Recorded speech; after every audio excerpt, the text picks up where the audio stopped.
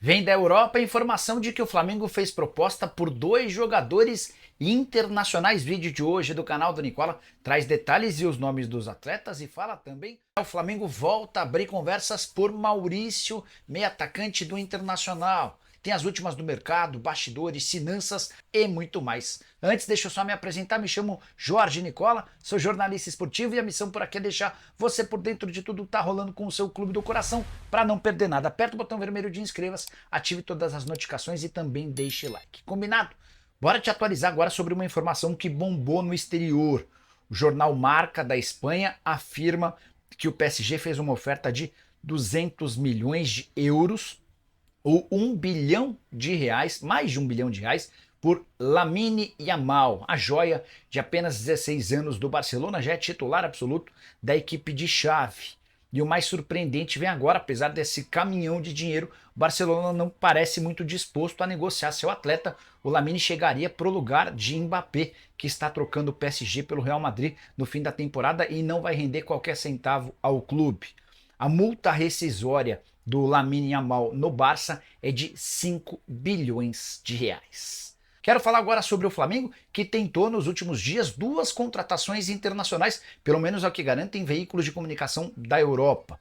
O meia Fekir, jogador do Betis, e o André Franco, meia atacante do Porto, foram os alvos do Flamengo. De acordo com o Diário de Sevilha, a proposta do Flamengo pelo Fekir aconteceu recentemente. Esse jogador você deve conhecer, enorme habilidade, francês, muita técnica, ótima finalização, uma canhotinha especial. Só que o jogador é avaliado em 15 milhões de euros e tem contrato com o Betis até junho de 2026. E diante dessa pedida, o Flamengo acabou por não conseguir concretizar essa negociação.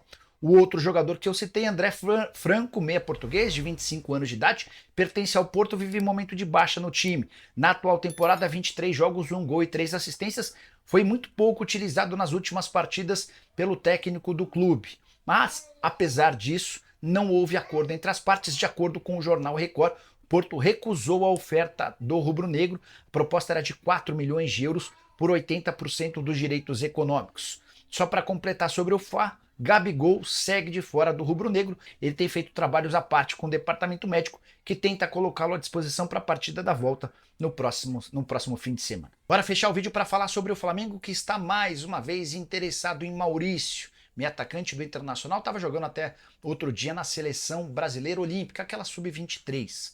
Formação do interesse do Fla no atleta foi divulgada pelo Júlio Miguel Neto, que é setorista rubro-negro. Só para resgatar essa história. No ano passado, o André Curi, disposto a tirar o Maurício do Internacional, andou sugerindo o atleta para alguns clubes. No final do ano, o Palmeiras, o Corinthians e o Bahia demonstraram a intenção de contratá-lo e chegaram a fazer proposta por Internacional. Não houve acordo. A ideia do Inter é vender o Maurício apenas para clubes do exterior. A pedida do Inter para que o negócio não acontecesse no Brasil girou na casa dos 12 milhões de euros. Nenhum desses times que eu citei teve capacidade financeira ou coragem de investir tamanha quantia. Já o Flamengo, com o aval do Tite, reiniciou tratativas com o Internacional e pretende contratar o atleta na janela entre 1º e 19 de abril ou então na metade do ano. Vai depender das condições do negócio e eventualmente da flexibilidade que o Internacional oferecer. Vale a lembrança de que o Flamengo e o Inter acabaram de fechar a ida do Thiago Maia para o sul do país. Não foi uma operação fácil, longe disso. O Flamengo brigou até o último dia, porque queria uma fatia maior da divisão a que teria direito em relação ao Lille. Só para lembrar, o Thiago Maia tinha 50% dos direitos econômicos presos ao Flamengo, mais 50% com o clube francês. O Internacional ofereceu 4 milhões de euros e o Flamengo, depois de insistir, embolsou 2 milhões 850 mil euros, deixando o restante pro Lille. A partir de agora, uma sociedade, com o Inter tendo 50% dos direitos econômicos, o Flamengo e o Lille ficando com 25% cada. Não quero dizer para você que a negociação entre Flamengo, Inter e Maurício será simples, pelo contrário, mas há um interesse real do Flamengo na contratação do atleta, um dos principais meias atacantes do futebol brasileiro. Você curte o nome? Compraria para o seu time? Use o espaço para comentário, opine sobre o que quiser, não esquece de deixar like, de se inscrever no canal. Olá pessoal, mais um vídeo no canal, vídeo com informações do Flamengo que folgou nesse domingo depois de amassar, a palavra é essa, amassar o Fluminense dentro do Maracanã no último sábado à noite pelo primeiro jogo da semifinal do Campeonato Carioca. E sobre esse jogo, eu acho que esse jogo me obriga, entre aspas, a trazer alguns pontos interessantes e algumas reflexões para vocês, torcedores do Flamengo. E eu fiz um levantamento aqui do que eu pensei ao longo das últimas horas aí, para poder trazer aqui para vocês e vocês refletirem, vocês podem concordar ou não comigo, enfim, mas vou trazer alguns assuntos pertinentes. Para resumir, na minha opinião, o Flamengo venceu dentro de campo o Fluminense, venceu nas arquibancadas, venceu também no discurso. E eu vou explicar o porquê já já. Mas antes eu queria pedir para você se inscrever no canal, dar o like no vídeo e também ativar a notificação, porque assim, toda vez que eu publicar um vídeo aqui, a plataforma vai te comunicar e, consequentemente, você ficará muito bem informado de tudo que acontece no Flamengo. Vamos para as informações? Antes de mais nada, quero dizer o seguinte: Flamengo honrando o hino, campeão de terra e mar. Como assim? No Rio, o Flamengo conquista mundial de pesca submarina. É isso, amigo, campeão de terra e mar. Brincadeiras à parte, fica aí a curiosidade para vocês. Outra curiosidade, eu estou gravando esse vídeo aqui pós-jogo do Nova Iguaçu contra o Vasco. Que massacre do Nova Iguaçu para cima do Vasco no Maracanã, para mais de 60 mil pessoas, hein? Vou te falar, empate em 1-1, saiu super barato. Acho que o Vasco tem que comemorar muito esse empate, porque o Nova Iguaçu teve chance de fazer 3, 4 gols. Se não fosse, novamente, uma boa atuação do goleiro Léo Jardim e da disciplina, falta de atenção do atacante Carlinhos, seria uma goleada do Nova Iguaçu. Ele foi muito displicente, muito displicente. Eu gaguejei porque chegou uma mensagem extremamente importante aqui, perdi até o foco, mas não vou editar não, vai ficar assim mesmo.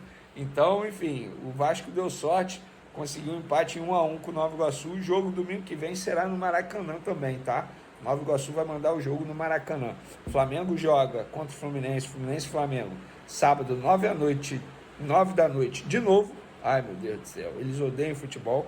E no domingo, 4 horas da tarde, Nova Iguaçu e Vasco.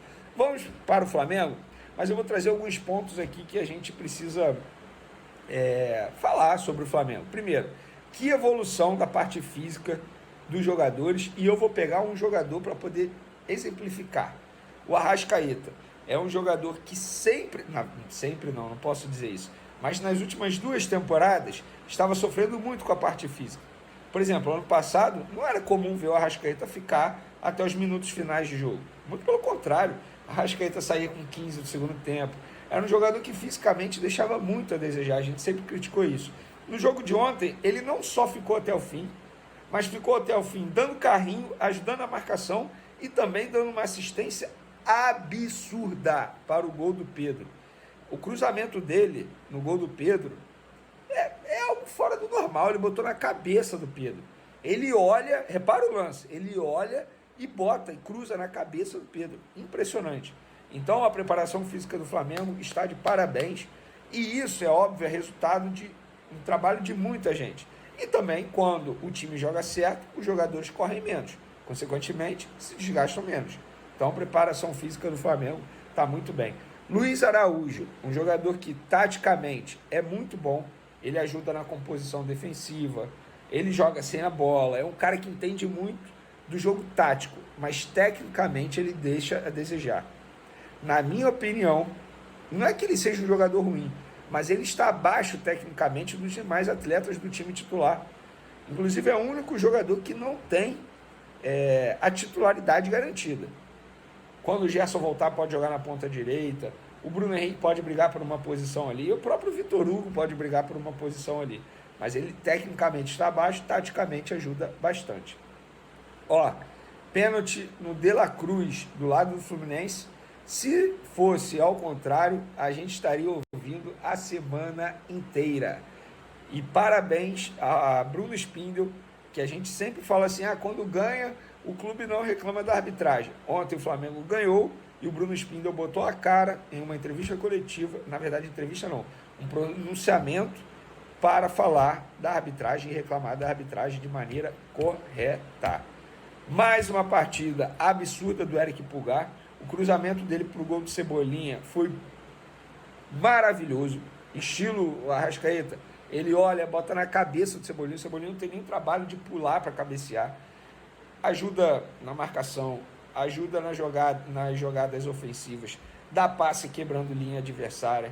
Que jogador é o Eric Pulgar? Vai fazer muita falta durante a data FIFA. Data FIFA não, durante a Copa América. Se fosse data FIFA, o futebol iria parar aqui no Brasil. Outro ponto que me chamou a atenção, bola área do Flamengo. O Flamengo não perde. O Flamengo está muito bem na bola aérea. Esquece. A bola aérea do Flamengo está muito bem treinada, tanto na parte defensiva quanto na parte ofensiva. Tanto é que os 2 gols de ontem foram gols de cabeça. Então, parabéns ao trabalho da comissão técnica do Tite nesse quesito. Outro ponto, por falar em zaga, cara, o Fabrício Bruno está jogando muito. É um combate certeiro. A gente fala do Léo Pereira, de fato, tem que falar mesmo, que é um começo de ano assustador. Tem até a brincadeira do fato de estar namorando. Mas o Fabrício Bruno, cara, a gente não pode deixar de elogiar. Perfeito o jogo dele contra o Fluminense, muito bem. Sério, não deu espaço para os jogadores adversários.